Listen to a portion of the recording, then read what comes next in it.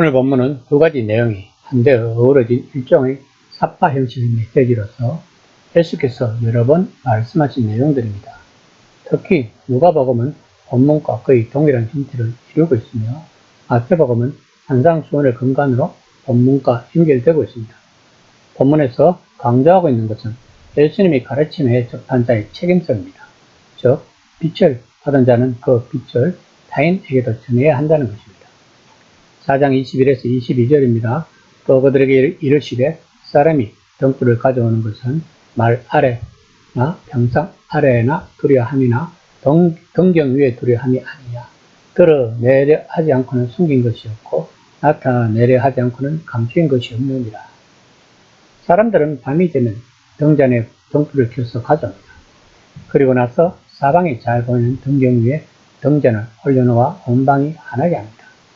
기껏 등불을 켜서 말통 아래 두거나 평상 아래 두지는 않을 것입니다. 그러면 그 등불을 밝히는 원동력은 무엇일까요? 기름일 것입니다.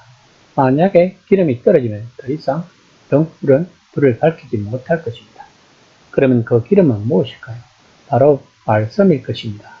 그 말씀으로 인하여 우리의 삶이 바뀌고 그 바뀐 삶이 세상의 빛이 된다는 것입니다. 그리고 그 빛이 하나님 나라의 사역에서 30배, 60배, 100배의 결실을 맺게 되는 것입니다. 말씀은 우리를 바꿔 놓을 것입니다. 하나님의 말씀은 우리 안에 있는 죄를 다 해결하게 하고 하나님 한 분만 의지하게 만들어 놓는 능력이 있습니다. 이 말씀이 바로 우리 삶의 원동력인 것입니다. 이것이 바로 우리 안에 등불이 켜지는 것입니다. 우리가 처음 하나님의 말씀을 듣고 믿음을 가질 때는 아직 환하게 비추는 등불이 되지 못합니다. 단지 우리 마음속이 조금씩 밝아질 뿐입니다. 단지 우리는 죄가 무엇인지 알고 그 죄를 짓지 않으려고 하는 마음이 생길 것입니다. 이것을 신학 용어로 죄의 지향성이라고 합니다. 즉, 죄를 짓고 싶은 마음이 없어진다는 것입니다. 왜냐하면 우리들에게 예수님에 대한 믿음을 가지게 하시는 분은 바로 성령 하나님이시기 때문입니다. 바울은 로마서 8장 9절에서 그리스도 영이 없는 사람은 그리스도인이 아니라고 했습니다. 그러므로 우리들 안에는 성령님이 내재하고 계시는 것입니다. 이것만 해도 우리 안에 엄청난 변화가 일어난 것입니다. 그래서 우리는 우리의 빛을 온 사막으로 비춰야 하는 사명이 있는 것입니다. 마태복음 5장 16절 말씀입니다. 이같이 너희 빛이 사람 앞에 비치게 하여 그들로 너희 착한 행실을 보고 하늘에 계신 너희 아버지께 영광을 돌리게 하라. 본문 말씀은 약속인 동시에 경고성의 말씀인 것입니다. 즉, 예수님은 지금 이런 말씀을 하시는 것입니다. 내가 지금은 비밀리에 이 말을 하지만 하나님 나라를 선포하는 이유는 하나님의 빛을 이 세상에 비추는 이유는 모든 사람이 볼 수 있게 하기 위해서다. 그러므로 걱정하지 마라. 이 하나님 나라의 메시지는 곧 온 세상에 알려질 것이다.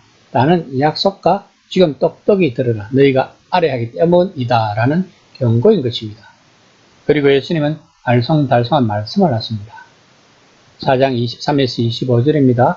들을 기 있는 자는 들으라. 또 이르시되 너희가 무엇을 듣는가 스스로 삼가라. 너희의 헤아림은 그 헤아림으로 너희가 헤아림을 받을 것이며 더 받으리니 있는 자는 받을 것이요 없는 자는 그 있는 것까지 빼앗기리라. 본문은 온갖 종류의 예술 작품의 소재로 쓰인 말씀입니다. 정의 의미를 다룬 셰익스피어의 곡 자에는 자로도 그 중에 하나입니다.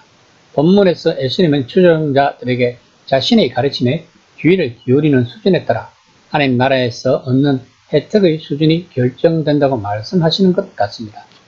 그러나 이 말씀은 투자할 만큼 얻는다는 것과는 다릅니다. 모든 것은 하나님의 은혜에 달려있기 때문입니다. 그러니 조금 더 열심히 하면 노력한 만큼 돌려받는다는 식의 해석은 타당하지 않습니다. 오히려 앞의 말씀과 마찬가지로 약속과 경고로 보는 것이 옳을 것입니다. 그리고 마지막에 나오는 짧은 말씀으로 그 약속과 경고의 의미는 확대되고 있습니다. 즉, 예수님이 하시는 말씀을 이해하고 더 깊이 파고든다면 그들은 더 많이 얻을 것입니다. 그러나 이해하지 못하는 무리처럼 피상적 수준에 머문다면 하나님이 그들 가운데서 세일을 하신다는 인식마저 잃어버릴 것이라고 말씀하고 있는 것입니다. 오늘날 서구 유럽의 신앙이 쇠퇴하게 된 가장 큰 이유는 18세기의 계몽주의에 생기는 이신론 때문이라고 보는 신학자들이 많다고 합니다. 이신론은 하나님이 세계를 창조한 뒤에는 직접 피조 세계에 간섭하지 않는다고 생각하는 신학입니다. 그러나 그리스도인들은 바울이 로마서 8장 9절에 말했듯이 성령 하나님이 우리들 안에 내재되어 있는 사람들이라고 했습니다.